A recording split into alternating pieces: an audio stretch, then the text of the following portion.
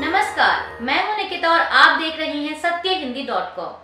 चलिए एक नजर डालते हैं अब तक की सुर्खियों पर। महाराष्ट्र विधानसभा चुनाव को लेकर मुख्यमंत्री एकनाथ शिंदे के नेतृत्व वाली शिवसेना ने रविवार को अपने 20 उम्मीदवारों की नई लिस्ट जारी की है।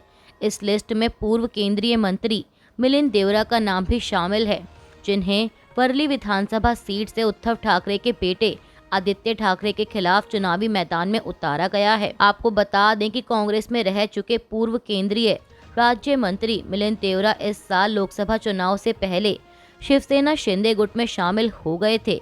इसके अलावा पार्टी ने संजय निरुपम को दिंडोशी से टिकट दिया है। निरुपम भी लोकसभा चुनाव से पहले कांग्रेस छोड़कर एकनाथ शिंदे गुट में शामिल हो गए थे। उन्हें शिवसेना यूबीटी के सुनील प्रभु के खिलाफ मैदान में उतारा गया है। वहीं केंद्रीय मंत्री नारायण राणे के बेटे नीलेश राणे को कुडाल सीट से टिकट दिया है। यहां से शिवसेना यूबीटी के वैभव नाइक उम्मीदवार हैं और इसी के साथ पार्टी ने अब तक कुल 65 सीटों पर उम्मीदवारों के नामों का ऐलान कर दिया है। महाराष्ट्र विधानसभा चुनाव से पहले सोलापुर जिले के पारशी से निर्दलीय विधायक राजेंद्र राउत शिवसेना शिंदे गुट में शामिल हो गए हैं। समाचार एजेंसी एएनआई के मुताबिक वह कल रविवार रात को मुख्यमंत्री एकनाथ शिंदे की मौजूदगी में शिवसेना में शामिल हुए। महाराष्ट्र विधानसभा चुनाव के लिए कांग्रेस ने अपने 14 उम्मीदवारों की एक और नई लिस्ट जारी की है। लिस्ट के मुताबिक आरमोरी से रामदास मसराम, चंद्रपुर से प्रवीण नानाजी पडवेकर, बल्लारपुर से संतोष सिंह चंदन सिंह रावत, परोरा से प्रवीण सुरेश काकड़े, नांदेड़ उत्तर से अब्दुल सत्तार अब्दुल गफूर, औरंगाबाद पूर्व से लाहू शेवाले, नाला सोपारा से संदीप पांडे, शिवाजी नगर से दत्तात्रेय बहिरत, पुणे छावनी से रमेश आनंदराव भाकवे और अंधेरी पश्चिम से सचिन सावंत की जगह अशोक जाधव को टिकट दिया गया है। आपको बता दें कि इससे पहले अंधेरी पश्चिम से सचिन सावंत को टिकट दिया गया था, लेकिन उन्होंने बांद्रा पूर्व से चुनाव लड़ने की इच्छा जताई और पार्टी से फैसले को बदलने का अनुरोध किया। हैदराबाद पुलिस ने पीआरएस के कार्यकारी अध्यक्ष केटी रमा राव के साले के कथित तौर पर स्वामित्व वाले एक फार्म हाउस पर छापा मारा है और एक व्यक्ति को गिरफ्तार किया है, जो कि वहां आयोजित पार्टी में कोकीन के लिए किए गए परीक्षण में सकारात्मक पाया गया था।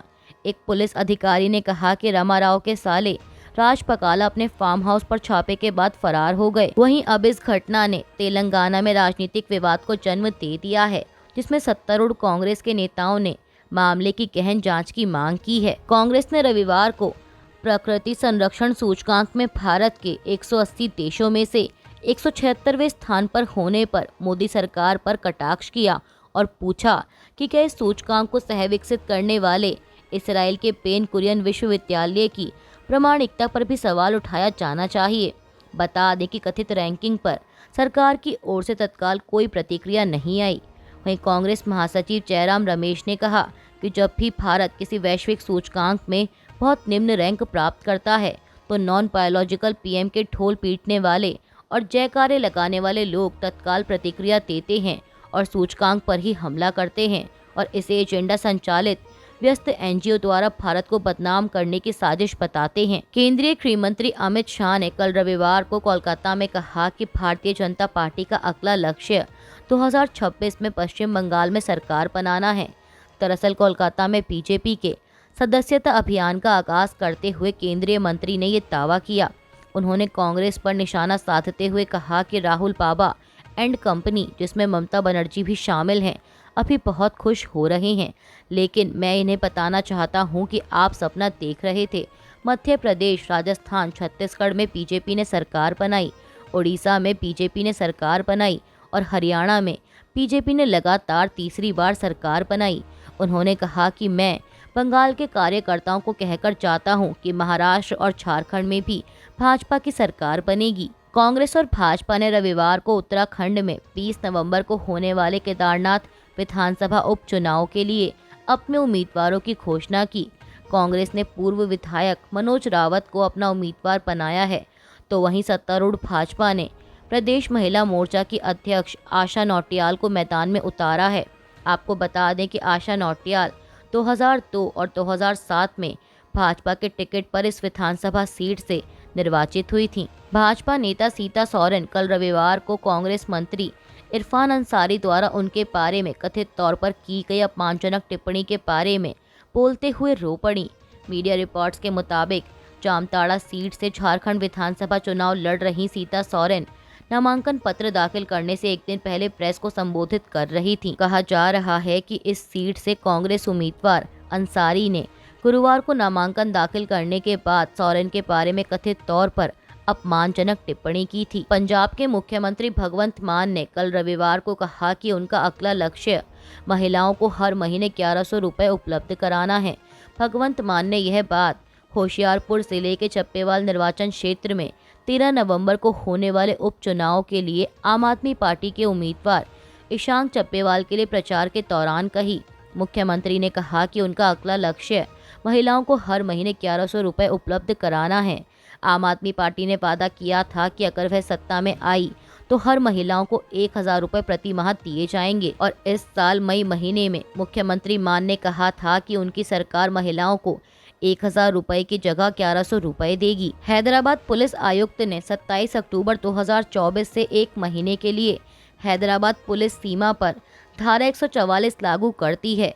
आधिकारिक बयान में कहा गया है कि कई संगठन और पार्टियां धरना और विरोध प्रदर्शन करके हैदराबाद शहर में सार्वजनिक शांति और व्यवस्था को प्रभावित करने वाली गड़बड़ी पैदा करने की कोशिश कर रही हैं। आम आदमी पार्टी ने रविवार को आरोप लगाया कि यमुना नदी में खतरनाक रूप से उच्च अमोनिया संदूषण के कारण दिल्ली गंभीर जल संकट से जूझ रही है, जिसका मुख्य कारण हरियाणा से आने वाला औद्योगिक कचरा है। इसमें कहा गया है कि सोनिया विहार और भागीरथी में जल उपचार संयंत्र यमुना के कच्चे पानी में अमोनिया की मात्रा से निपटने के लिए संघर्ष कर रहे हैं, जिससे राष्ट्रीय राजधानी में आपूर्ति बाधित हो रही है। पीटीआई के मुताबिक दिल्ली जल बोर्ड ने रविवार को यमुना में अमोनिया की उच्च मात्रा के कारण राष्ट्रीय राजधानी के कई हिस्सों में 1 नवंबर तक पानी की कमी की घोषणा की। इस्राएल के प्रधानमंत्री बेंजामिन नेतन्याहू ने शनिवार को ईरान पर किए गए हवाई हमलों को लेकर कहा कि इन हमलों में सेना ने अपने लक्ष्यों को हासिल किया है। इस्राएल के हमले सटीक और ताकतवर थे।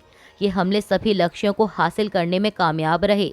वहीं इस्राएल के रक्षा मंत्री योआव गैलांट ने कहा कि इस्राएल के सभी लक्ष्यों को सैन्य कार्रवाई के जरिए पूरा नहीं किया जा सकता। बंधक अभी भी कसा में हैं, तो उन्हें सुरक्षित निकालने की जरूरत है। हालांकि रक्षा मंत्री ने दावा किया कि इस्राएल की सैन्य कार्रवाई के चलते हमास और हिजबुल्लाह कमजोर हुए हैं। अमेरिकी राष्ट्रपति चुनाव के लिए चुनाव प्रचार अब लगभग अपने आखिरी चरण में पहुंच चुका है। इस बीच अपने प्रचार के मद्देनजर रिपब्लिकन पार्टी के उम्मीदवार और पूर्व राष्ट्रपति डोनाल्ड ट्रंप ने न्यूयॉर्क में एक बड़ी रैली की। रैली के दौरान अपने भाषण में उन्होंने अमेरिका फर्स्ट के अपने पुराने नारे को दोहराया। आपको बता दें कि साल 2016 में जब पहली बार ट्रंप राष्ट्रपति बने थे, उस वक्त भी उन्होंने अमेरिका फर्स्ट का नारा दिया था। इसके अलावा साल 2020 के अमेरिकी चुनाव में भी ट्रंप इसी नारे के साथ मैदान में उतरे थे। अपने भाषण में ट्रंप ने अमेरिका को सुरक्षित, साफ और खूबसूरत बनाने का वादा किया। ट्रंप ने कहा कि अमेरिका के संविधान का दूसरा संशोधन, जो कि अमेरिकियों को बंदूक रखने का अधिकार देता है, वह भी खतरे में है। उन्होंने रैली में शामिल भीड़ से पूछा कि क्या वे इसके खिलाफ हैं, तो भीड़ ने चिल्लाते हुए नहीं में जवाब दिया। अभी के लिए बस इतना ही। बाकी की खबरों के लिए जुड़े रहिए सत्यहिंदी.com के साथ।